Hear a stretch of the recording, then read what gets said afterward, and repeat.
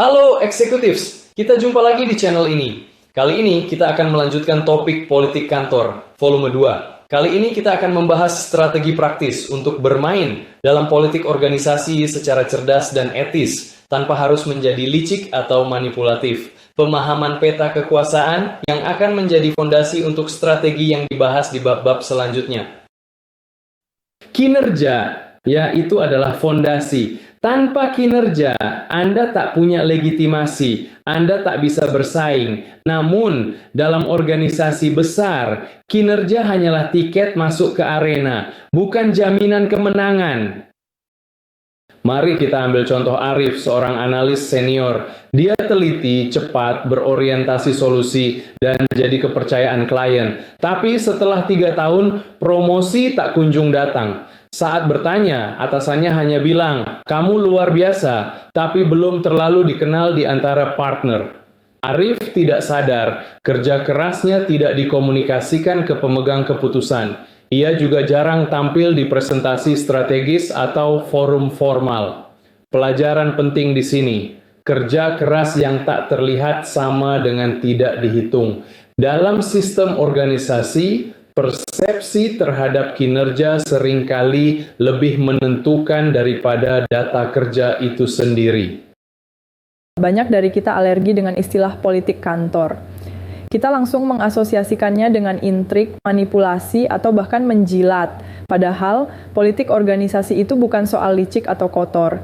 Ini adalah tentang bagaimana keputusan diambil dan siapa yang memengaruhinya. Secara praktis, politik organisasi adalah cara informal untuk memengaruhi keputusan, membentuk persepsi, dan mengelola akses terhadap sumber daya melalui aliansi, reputasi, dan komunikasi strategis. Politik yang sehat bisa membuka kolaborasi lintas fungsi, mempercepat eksekusi inisiatif, dan meningkatkan keselarasan. Tapi, politik yang merusak itu saat informasi digunakan untuk menjatuhkan, membentuk blok untuk meminggirkan atau mengorbankan kinerja demi kepentingan pribadi. Lihat Julian, seorang VP marketing yang sering mengundang direktur divisi lain untuk makan siang strategi informal. Banyak yang mencibirnya pencitraan. Tapi saat CEO mengumumkan inisiatif lintas divisi, Julian lah yang langsung ditunjuk sebagai pemimpin task force. Kenapa? Karena semua direktur sudah merasa dekat dengannya. Pelajaran, politik yang elegan bukan soal menjilat, tapi soal membangun modal sosial dan menjadi bagian dari solusi strategis. Jabatan formal bukan selalu cermin dari kekuasaan real. Dalam organisasi ada 4 jenis aktor kunci yang perlu Anda kenali. Decision maker, penentu akhir, biasanya pemegang jabatan formal. Influencer, orang yang dipercaya oleh decision maker, walau bukan otoritas formal. Gatekeeper, pengendali akses seringkali di level menengah seperti sekretaris atau manajer. Blocker, orang yang merasa terancam oleh Anda atau punya agenda berbeda. Kisah Laras, seorang HRBP, bisa jadi contoh. Ia gagal promosi ke HR Manager, padahal sudah direkomendasikan HR Director. Ternyata, gatekeeper utamanya adalah GM operasional yang merasa Laras terlalu condong ke HR. Laras tidak pernah membangun komunikasi dengan orang ini sebelumnya. Pelajaran penting, bukan hanya siapa yang Anda kenal, tapi siapa yang Anda abaikan juga bisa menentukan nasib Anda. Ini fenomena umum. Profesional kompeten, loyal, dan berintegritas tinggi justru terpinggirkan, sementara yang lebih pintar bermain peran terus naik.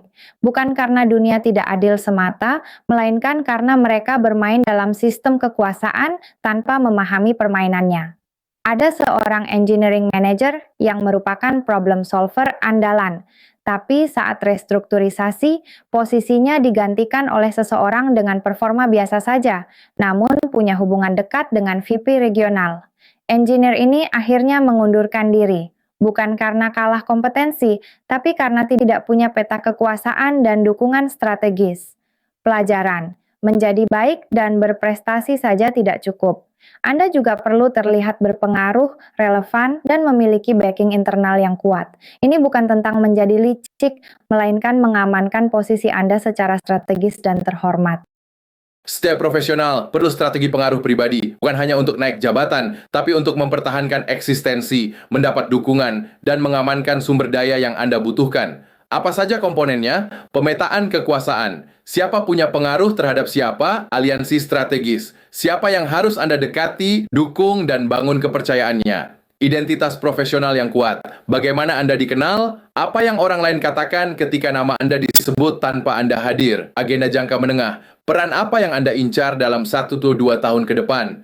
Siapa yang harus mendukung Anda? Ambil contoh HR Business Partner di perusahaan IT ini. Ia menyusun strategi 3 langkah, membantu proyek penting direktur, mengangkat rekan kerja di town hall, membangun goodwill horizontal, dan rutin memberi insight di forum manajemen lintas fungsi. Dalam 18 bulan, ia dipromosikan menjadi Head of People tanpa menjilat atau menjatuhkan siapapun. Ini adalah kombinasi cerdas dari kontribusi nyata dan visible influence. Dalam organisasi, banyak keputusan penting diambil di forum-forum informal atau terbatas, mulai dari diskusi kecil prarapat, makan siang dengan pemilik keputusan, hingga project board eksklusif. Jika Anda tidak berada di dalam ruangan itu, Anda sedang membiarkan orang lain mengambil keputusan tentang masa depan Anda tanpa Anda hadir. Lalu, bagaimana cara masuk ke forum strategis ini? Ambil peran dalam proyek lintas departemen yang melibatkan eksekutif. Ajukan inisiatif bernilai bisnis tinggi yang melibatkan atasan 2 level di atas Anda. Bangun reputasi sebagai problem solver yang dibutuhkan.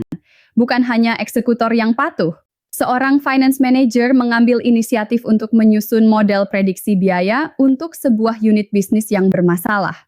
Presentasinya kepada CFO membuka jalan untuk penugasan ke task force strategis. 3 kuartal kemudian, ia masuk shortlist untuk posisi GM, padahal sebelumnya tidak pernah masuk radar promosi. Jadi ingat, kinerja itu penting tapi tidak cukup. Politik organisasi adalah seni navigasi sosial. Anda perlu membaca peta kekuasaan, merancang strategi pengaruh pribadi, dan aktif mengamankan kursi Anda di meja strategis. Bukan tentang menjadi licik, tapi tentang menjadi cerdas dan strategis demi kemajuan karier Anda.